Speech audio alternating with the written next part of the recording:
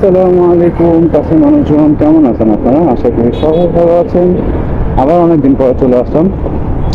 আসলে এখন আর আগের মতো রেগুলার ভিডিও করা হয় না, সবকিছু একটু এলোমেলো চলতেছে, কোনো কিছু আসলে স্থির নাই।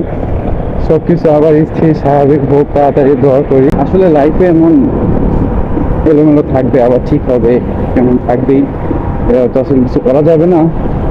যখন যেরকম থাকবে সে অবস্থায় আমাদের আগে বাড়তে হবে। যাই হোক, আপনারা সবাই দোয়া করেন যাতে সবকিছু আবার স্বাভাবিক হয়, স্থিরতা ফিরে আসে, আর আমি সুন্দর রেগুলার আপনাদের জন্য ভিডিও করতে পারি। কিন্তু আজকের ভিডিওটা কি? আজকের ভিডিওটা হচ্ছে, যাচ্ছি মিরপুর। অনেকদিন পর বের হলাম, ভাবলাম যে যাই একটু ঘোরাঘুরি করি, সন্ধ্যা হয়ে যাচ্ছে, মিরপুরের দিকে যাই। মিরপুরটা একটু এক্সপ্লোর করি, একটু হালকা খাওয়া দাওয়া করি, তারপর দেখি কিছু কেনাকাটা করা যায় কিনা।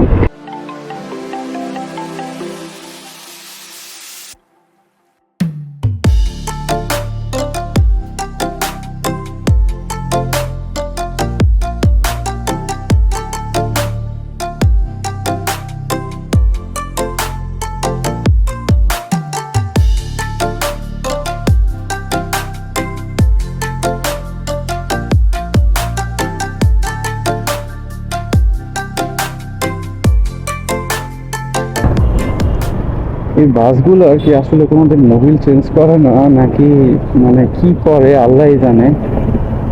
এত সুন্দর স্বচ্ছ, কি বলবো, ধোঁয়া, আহা হা, মানে কুৎসিতের একদম লিমিট শেষ করে এখন স্বচ্ছ হয়ে গিয়েছে।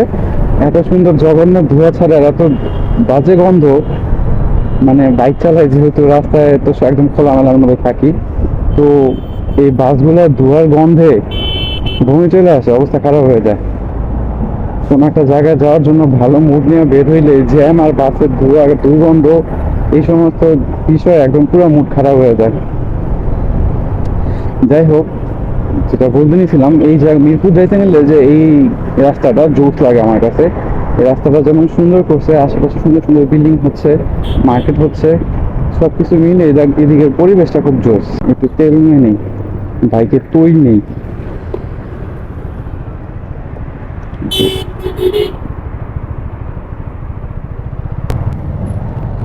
পাম্পেও ভয়ঙ্কর সিরিয়াল, তেল নিব কিন্তু সিরিয়ালের সুযোগই পাচ্ছি না। ওই পাশে আসছিলাম, ওই পাশ থেকে এখন এই পাশে আসলাম, আমি একটু মোটামুটি কাছে আসছি, কিন্তু সবচেয়ে বিরক্তিকর লাগে এই সিরিয়াল। ই বাইক নিতে হবে। তো গাইস, যে বিষয়ে আমরা আলোকপাত করতে নিয়েছিলাম সেটা হচ্ছে ই বাইক। এখন ই বাইকে নিয়ে নিতে হবে, কারণ পেট্রোল পাম্পগুলোতে বর্তমানে, মানে আমি যখনই যাই, হয়তো আমার কপালের এও সমস্যা, মানে আমি যখনই যাই তখনই সিরিয়াল, সিরিয়াল ছাড়া বই নাই। এক তো সিরিয়াল খুব বিরক্ত লাগে, মানে জ্যাম জট সিরিয়াল এই জিনিসগুলো একদম অসহ্য হয়ে গেছি। আবার ই বাইক নিলে বাইকের ফিল পাওয়া যায় না, মজা পাওয়া যাবে না, প্লাস মানে একটু সুবিধা আছে, বাসায় যখন থাকবো চার্জে লাগাই রাখবো, নিয়ে বেরোয় যাবো। আসলে বা ইন্ডিয়া আমি অনেক সুন্দর সুন্দর এই বাইক দেখছি, কাশ বাংলাদেশে এরকম আসতো, তাইলে একটা নেওয়ার সাহস করতাম। খুব জোস জোস লেভেলে, আর মানে খুব রিজনেবল প্রাইসে খুব সুন্দর সুন্দর এই বাইক আছে, কিন্তু আমাদের দেশে নাই। আর ই বাইকের কথা কি বলবো, আমাদের দেশে তো নর্মাল বাইকই ঠিক মতো আসে না। আচ্ছা, আমরা আজান দিচ্ছে, আজানের পরে আবার কিনে বলছি, আর সামনে ওই যে ভয়ঙ্কর জ্যাম, আবার জ্যাম খাবো। আসেন আমরা একটু পেট ভরে জ্যাম খাই। রাস্তার অবস্থা খুব খারাপ, খুবই জঘন্য অবস্থা, আর সামনে যাইতে পারতেছি না। আসেন আমরা একটু বাইক দেখি।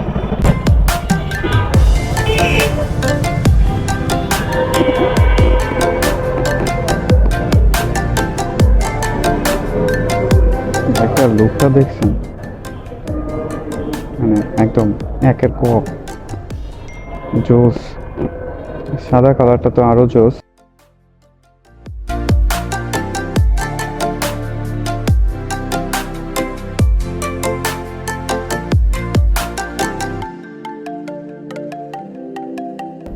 গাইস, এই বাইকটা কিন্তু জোস, একদম পুরো মনে করেন জন আব্রাহামের একটা ফিল আসবে যখন চালাবো। সেতিরে নিয়ে একটা বাচ্চা নিয়ে ঘুরলে সেই মজা, মানে বাচ্চা তো এটা পরে আইসা পড়বে, কিন্তু সেতিরে নিয়ে ঘুরতে বাইকে সে একটা ফিল।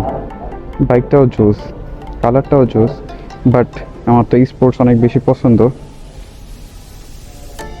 এটা জোস লাগে, এটার থেকেও বেশি জোস লাগে হচ্ছে 300 সিসিটা, এটা আরো বেশি জোস লাগে। আপনারা কমেন্টে বলবেন কোনটা আপনাদের কাছে বেশি ভালো লাগে। এটার কিন্তু আবার একটা ন্যাকেটও আছে, ন্যাকেট ভার্সনটা আমার মনে হয় একটু উঁচা। এটা সম্পর্কে সব কিছু জানতে এই যে এখানে আছে, দেখতে পারেন কত সিসি, কত কি প্রাইস, সব কিছু। সিএফ মোটো ঘোরা শেষ, রাস্তার জ্যামটা মনে হইতেছে একটু একটু কমতেছে। চলেন আমরা অন্যদিকে যাই। আসলে জ্যামে একদম পুরো অতিষ্ঠ আমি। হঠাৎ আপনারা সবাই সারপ্রাইজ হয়ে গেলেন যে ভিডিও রাতের দিকে ছিল, হঠাৎ করে আবার সন্ধ্যা কীভাবে হয়ে গেল। আসলে ওই দিন আর ভিডিও কন্টিনিউ করা হয়নি। ওই দিন মিরপুর যে আমরা যাই সিএফ মোটর দেখে, সিএফ মোটর পরে আমি একটু শপিং করতে যাই। ওইখানে একটা ড্যানিম জ্যাকেট কেনার পরে হঠাৎ আমার একটা ফোন আছে, যে ফোনের কারণে আমি খুব বেশি ব্যস্ত হয়ে পড়ি আর আমার চলে যেতে হয়।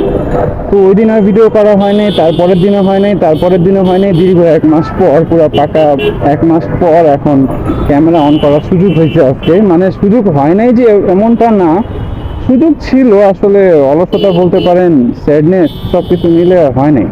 আর মাঝখানে আমার খালু যান, উনি মারা যান।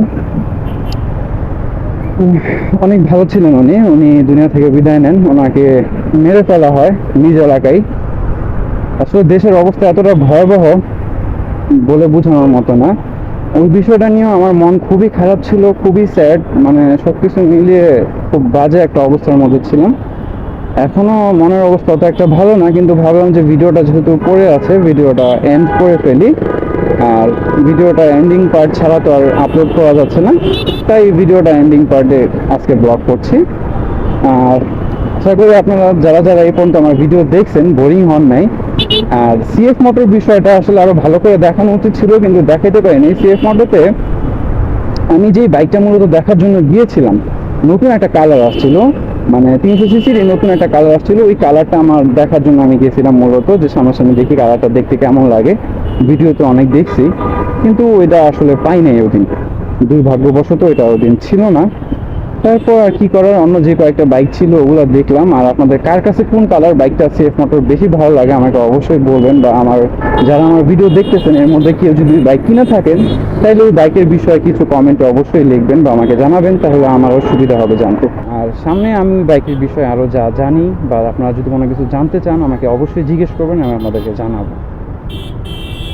তো আজকে ব্লগটা এই পর্যন্তই। আর এখন সন্ধ্যা হয়ে গিয়েছে রীতিমতো, আবার আমি জ্যাম খাচ্ছি। ওই দিনও ব্লগটা শুরু হয়েছিল সন্ধ্যার দিকেই, জ্যাম খাওয়া শুরু হয়েছিল, আবার আজকেও জ্যাম খেতে খেতে শেষ করছি।